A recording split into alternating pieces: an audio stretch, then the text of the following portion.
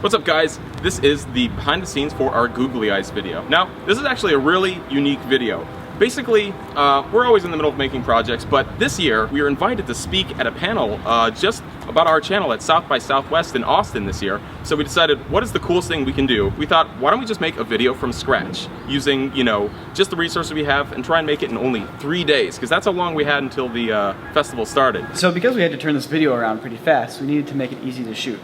Now it'd be great if, you know, we could just waltz into a TV news studio and shoot there and get away with it, but that's realistically not possible. We had to shoot in our apartment and make our apartment at least kind of look like a TV studio. There's a couple ways to go about doing that.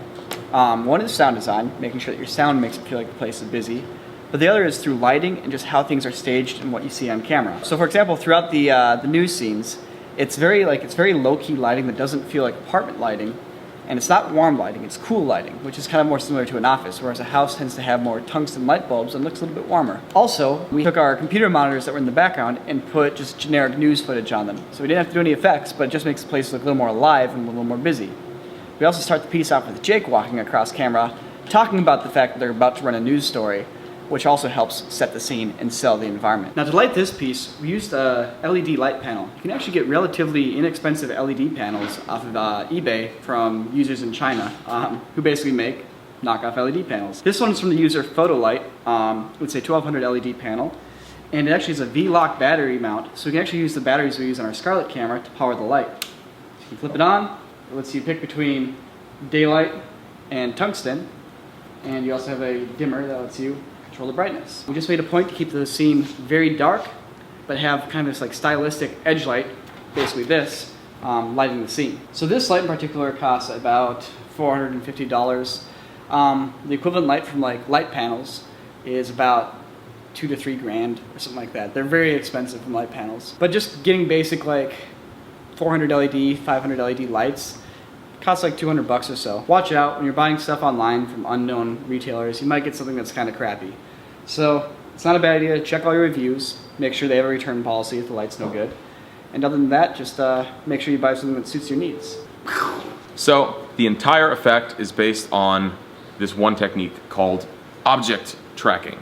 And basically what I'm going to be doing is I'm taking a 3D model that I have and aligning it with people's faces or the vehicles or objects, whatever.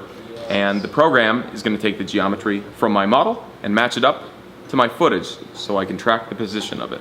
Basically in this, I have a small little mesh that's just the front of someone's face near the eyes, and we're using that for all the face shots. I already had that model left over from when we did There's an Alien on Your Head.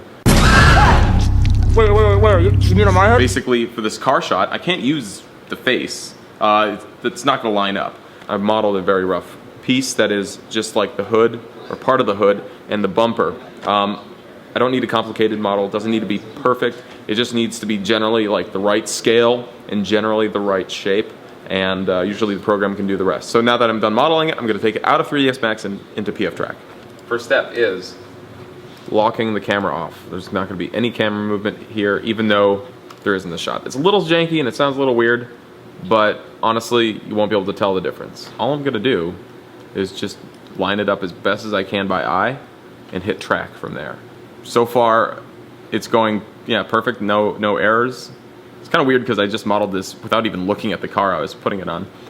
And okay, second to last frame, there's an error, so I'll tweak that real quick. So one of the challenges with this piece is we wanted to do physically simulated googly eyes. Now there's different programs that can handle physics simulations. One we looked at was Newton, which does 2D physics simulations and After Effects. But we decided to go with 3ds Max so we could get like the actual correct shine and stuff on the eyes. So anyways, we went into 3ds Max, started setting it up, and we were getting glitchy results and we couldn't figure out how to get it to work. And the solution to something like this, when you're trying to figure out physics, is to come up with a very simplified system that represents what you're eventually going to do. So in this case, I created a bowl and a sphere. So I used 3ds Max's built-in physics system called Mass Effects. In this case, I simply apply Mass Effects to the ball and make it a dynamic object. And I apply Mass Effects to the bowl and I make that a kinematic object, since that'll be the animated piece. The tricky thing is, when you're dealing with physics systems in the computer, it doesn't handle concave objects very well, like a bowl.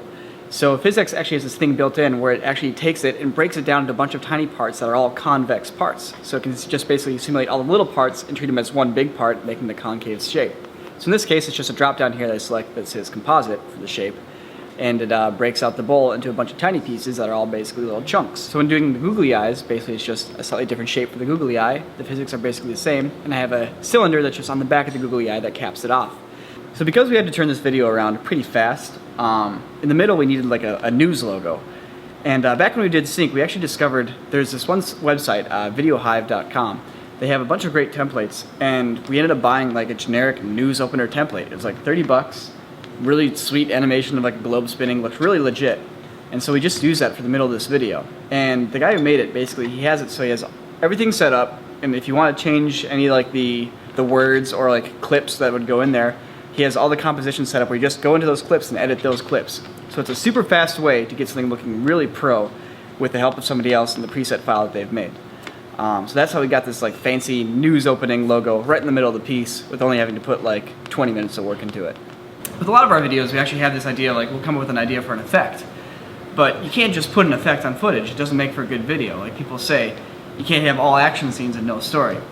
So we always try to come up with a little structure, a little story to kind of explain what's happening. Because if you put all this time to an effect, but you don't have any like reason for it happening, then the effect is meaningless. So we had that idea, that structure, and then we went to town, kind of writing an outline, a shot list, and then shooting it. So we shot this on Monday, edited it Tuesday, and we were on set for VGHS Wednesday, and then Wednesday night we got the eye thing working and the motion tracking and physics working.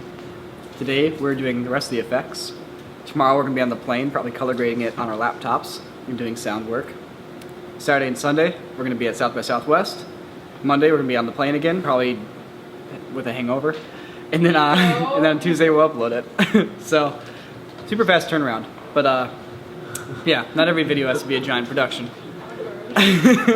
All in all, we'll probably put in about 40 hours. I'll put in 40 hours and Sal put in 40 hours. It's not too bad. Other pieces have been a lot bigger. But I don't think we're going to be pulling in the all-nighters in this one. I think it came together really nicely. The Overwatch has commanded that we stop our behind the scenes now, so we must end this video stream. Yeah. Alright guys, thanks for watching the behind the scenes. Hope you liked it. We're going to be releasing the footage of our panel and discussion at South by Southwest later this week, so you can see how it went there. We talk a lot about what it's like to run a YouTube channel for a living and the strategies and things you got to deal with for that. But basically, what you guys are privy to every week already. Yeah, you guys, after watching these videos, you know exactly what's going on. Mm-hmm. Yeah.